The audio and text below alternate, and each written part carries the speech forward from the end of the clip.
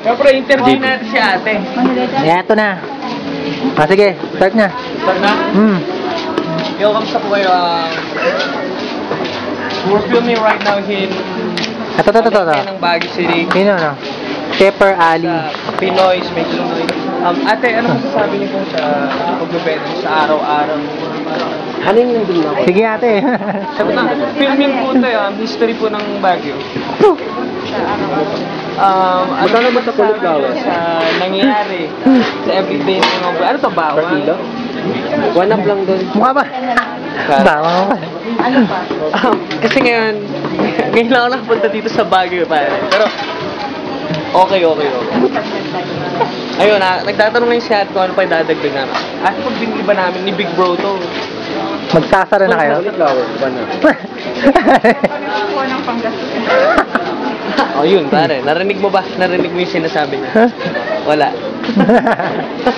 Anyway, enjoy dito and puntahan pa kami doon. So, ngayon, Gagalang. wala pa kami mapili, but then marami na kami nabili. Hopefully one of these, spot here is makapag, na kami. Makapamili na talaga kami ng the best shop for us. And then, ito nga, nasa gulay tayo. I don't eat vegetable. Napupunta tayo sa kabila. For smoke.